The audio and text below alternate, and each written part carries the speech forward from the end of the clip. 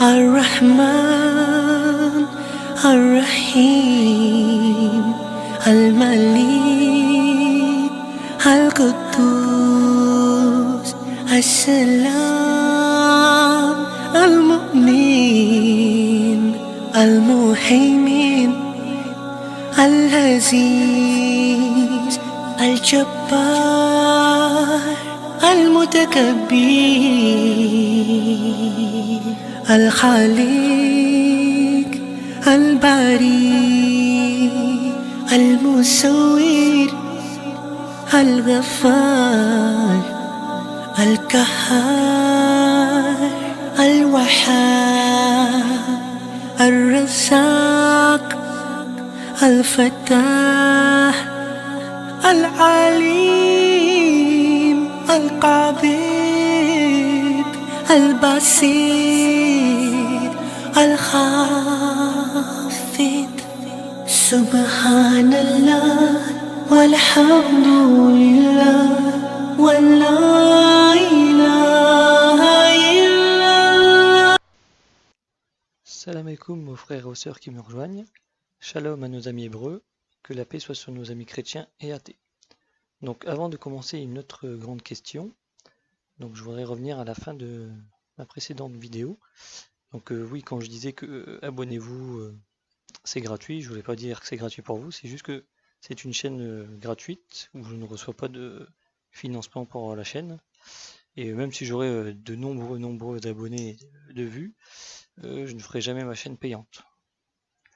À moins que vraiment je tombe dans une galère pas possible et j'ai plus de sous, là je penserais peut-être à l'hypothétique idée de faire payer la chaîne, mais c'est pas à l'ordre du jour. Donc il y a un autre fait que j'avais dit, donc quand je disais que c'était pour les francs, le peuple franc, les vidéos.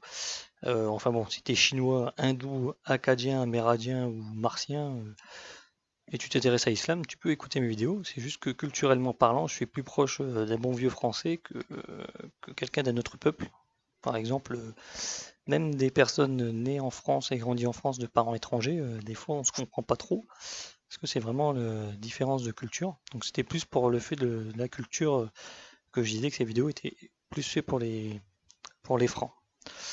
Donc alors, on va passer à la question. Alors, une autre grande question que les gens se posent, donc c'est le port du voile. Donc ça, c'est une question d'Anakin Skywalker sur la polémique du voile Décathlon, justement, c'est ère d'actualité. Donc bon, c'est pas mal aussi de faire des questions d'actualité. Alors, l'histoire du voile. Il faut vous dire que le port du voile existe de bien longtemps avant l'ère islamique. Par exemple, prenez l'empire assyrien, grec ou romain. Donc les femmes étaient voilées. Quand je dis femmes, c'est les femmes libres.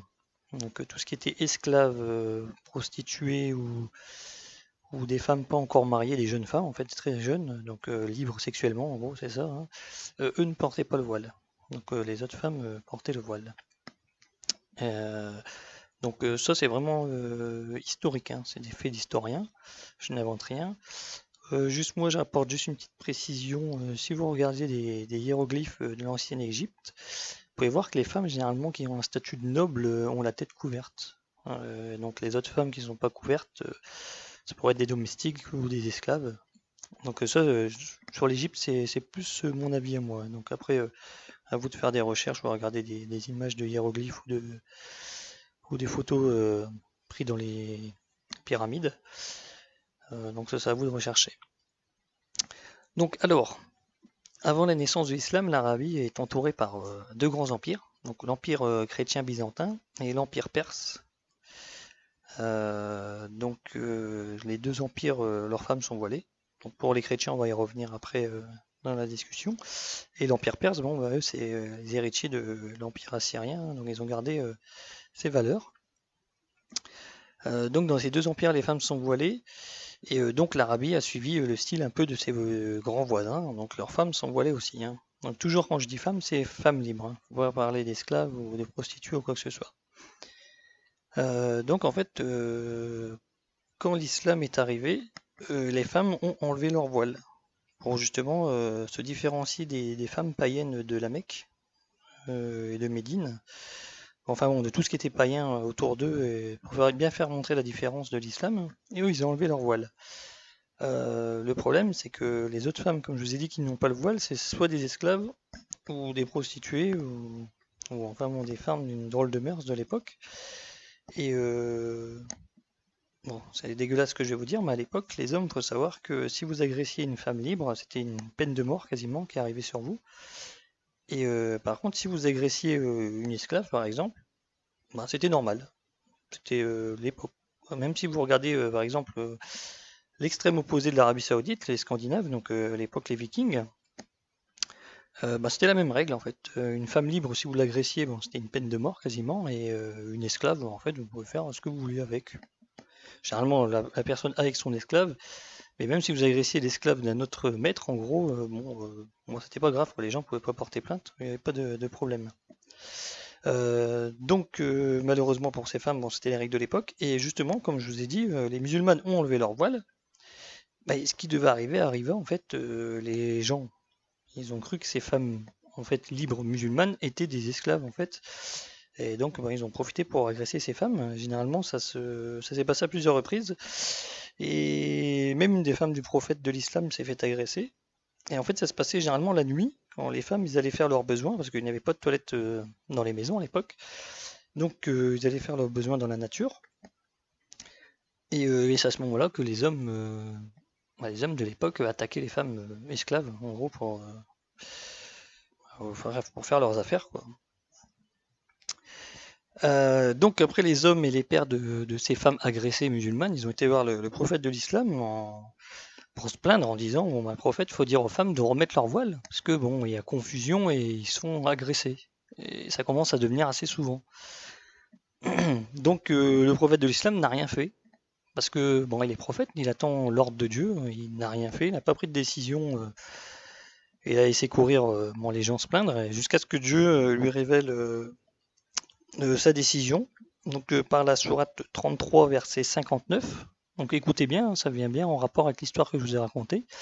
Ô prophète, dis à tes épouses, à tes filles et aux femmes des croyants de ramener sur elles leur grand voile. Elles en seront plus vite reconnues et éviteront d'être offensées. Allah est pardonneur et miséricordieux. Donc vous voyez bien, hein, être reconnu en fait, c'est plus le voile à l'époque quand a été ordonné de le remettre. Parce que je vous dis, les femmes les avaient enlevés, c'était par protection, pour pas qu'ils se fassent agresser, donc pour qu'ils soient reconnus. Donc quand les gens ils voyaient, bon, quand ils allaient faire leurs besoins, ils avaient leur voile. Les hommes malsains, on dira de l'époque, ben, ils disaient, mince, c'est une femme libre, en gros, ben, je peux pas aller, je peux rien faire avec, donc ils n'allaient pas être attaqués. Donc cette sourate a été descendue pour ça. Et après il y a aussi une autre sourate 24, verset 31. Donc c'est à peu près la même chose, hein. Et dit aux croyantes de baisser leur regard, de garder leur chasteté et de nous montrer de leur atout que ce qui en paraît, et qu'elles rabattent leur voile sur leur poitrine, et qu'elles ne montrent leur atout qu'à leur mari, ou à leur père, ou au père de leur mari, ou à leur fils, ou au fils de leur mari, ou à leur frère, ou au fils de leur frère, ou aux fils de leur sœur, ou aux femmes musulmanes, ou aux esclaves qu'elles possèdent, ou aux domestiques mâles impuissants, ou aux garçons impubères qui ignorent tout des parties cachées des femmes, et qu'elles ne frappent pas avec leurs pieds de façon que l'on sache ce qu'elles cachent de leur parure, et repentez-vous tous devant Allah, ô croyants, afin que vous récoltiez le succès. Donc bon, là ça explique en fait à qui la femme peut faire montrer ses atouts, et non, et à ceux non, quoi. Donc après il faut savoir aussi que les femmes de nos amis hébreux ainsi que des chrétiens doivent porter aussi le voile. Donc c'est quasiment les mêmes, hein, les mêmes voiles que les musulmans pour les hébreux. Donc il faut juste que savoir à notre époque, c'est que les femmes hébreux ils se rasent la tête et ils portent une perruque à la place d'un voile. Bon, après bon, chacun fait comme il le sent, hein. Et pour les amies chrétiennes, ben il y a certaines chrétiennes orthodoxes qui le portent encore. Bon après les bonnes sœurs, hein, comme vous pouvez vous imaginer, dès que vous voyez une bonne sœur, vous voyez bien comment elle a habillé de la tête aux pieds. Et bon après vous pouvez voir aussi la représentation de la Vierge Marie, c'est aussi une dame voilée Pourquoi? Parce que justement, on va revenir aussi à la Bible, donc dans le Corinthiens, dans 1 Corinthiens chapitre 11, dans le verset de 5 à 15, donc toute femme au contraire qui prie ou qui prophétise, la tête non voilée déshonore son chef comme si elle était rasée. Car si une femme n'est pas voilée, qu'elle se coupe aussi les cheveux. Or, s'il est honteux pour une femme d'avoir les cheveux coupés ou d'être rasée, qu'elle se voile. Donc bon, bah ça c'est dans la Bible, hein. Il y a aussi un commandement de Dieu pour le port du voile. Donc c'est pour cela aussi que dans l'Europe, donc à la naissance de l'Europe de la chrétienté, toutes les femmes portaient le voile. On dénombre justement des centaines de procès orchestrés par l'Église. Pas parce que les femmes ne mettaient pas de voile, bien au contraire, parce que justement les femmes riches ornaient leur voile de richesse, aussi bien en tissu qu'en or, en bijoux. Bon, ils mettaient plein de fantaisies sur leur tête en fait, et donc ils avaient des amendes à payer, parce que justement l'Église n'aimait pas cette différence entre riches et pauvres. Ils aimeraient vraiment pas ça, ça faisait vraiment la différence entre les riches et pauvres, et justement ils avaient des amendes, vraiment, il y a vraiment c'est vraiment historique aussi, des centaines et des centaines de rapports, de procès, justement à cause de ça en fait. Donc un petit message personnel aux Français, parce que j'en ai déjà entendu beaucoup, qui parlent du voile musulman en disant: ah, la France elle est chrétienne, une histoire chrétienne, on n'a pas de droit de femmes voilées ici. Ben justement, en fait, l'histoire de France, c'est le voile religieux. Et la France était très très chrétienne et très religieuse. Donc tout le monde respectait les consignes religieuses. Donc les Français qui parlent de ça, bon, ils se plantent un peu. Et il faut arrêter justement de regarder la représentation du Moyen-Âge par les Lumières, les illuminés du siècle des Lumières, ou par le cinéma, parce que justement ça donne vraiment une mauvaise image du Moyen-Âge, complètement fausse. Donc l'image du Moyen-Âge est complètement différente de ce que eux ils nous représentent.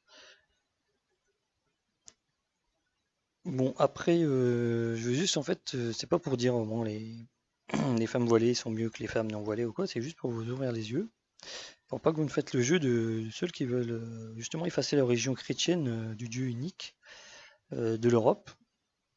Donc à savoir que les Hébreux, les chrétiens et musulmans sont les rayons d'une même lampe. C'est donc les frères chrétiens et français, voyez cette femme-ci comme cette femme. Et justement, quels sont les points communs entre toutes ces femmes, à part le style vestimentaire bien sûr. Donc vous voyez pas. Ben, le point commun entre toutes ces femmes, hein, il y en a deux que je peux vous donner, c'est peut-être plus, mais deux qui sont très très forts. C'est que ces femmes, ils aiment Jésus énormément. Et deuxièmement, ces femmes attendent le retour de Jésus aussi. L'une comme l'autre, dans leur tête, Jésus va revenir sur terre un jour.